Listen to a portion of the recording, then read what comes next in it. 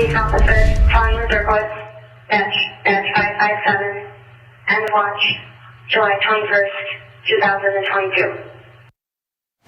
Officer Mazurkiewicz's procession made its way from Fairport to the Rochester Public Safety Building tonight. The video you see here was the procession going down 490 before making its final stop on Exchange Street. Good evening, I'm Chase Howell. Tonight, Rochester Police Officer Tony Mazurkiewicz will lie in state at the Public Safety Building ahead of his funeral tomorrow.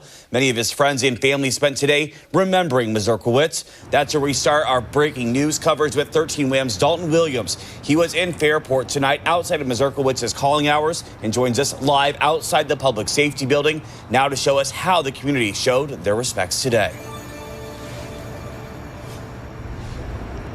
You could really feel the love from the communities of Fairport and Perinton today as the visitation hours took place earlier this afternoon and the procession took place earlier this evening for fallen RPD officer Anthony Mazurkiewicz. Lieutenant Greg Bello from the Rochester Police Department overwhelmed with the emotion from the community and other police departments coming together to rally around their brothers and sisters in blue as they're reeling from the loss of one of their own.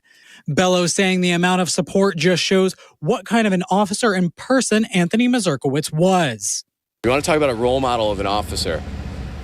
Officer Mazurkiewicz, right, is that role model. He's one of my role models. When I was going through his awards this past week, it was in his file. It was truly incredible, the work he's done.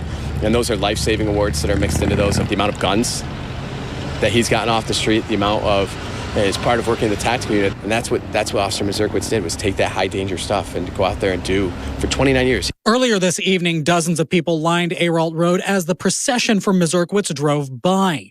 People saying it's their way of giving back to a man who gave so much for his community. He touched so many lives, and we never know who we touch and how, in what little way or big way. So it just, and look at how he's touched all these people. David Lippa, one of the community members in attendance for both the visitation and procession, says it's important to continue to remember and honor Mazurkiewicz even after he's laid to rest Monday afternoon. We need to keep showing our respect to them. We don't need to know them, but as the saying goes, we don't need to know them, but we owe them. We owe them for keeping us so that our streets aren't more crime-ridden than what they already are. For those that want to send flowers or make a donation, those can be made to the Rochester Police Locust Club. Live in Rochester, I'm Dalton Williams, 13 Wham News. All right, Dalton, thank you. Tomorrow, flags on all state buildings will continue to be flown at half-staff in honor of Officer Mazurkiewicz. The governor sending out a statement saying, quote, all of New York grieves the loss of Officer Mazurkiewicz alongside his family, the Rochester Police Department, and the community, and we will never forget his sacrifice.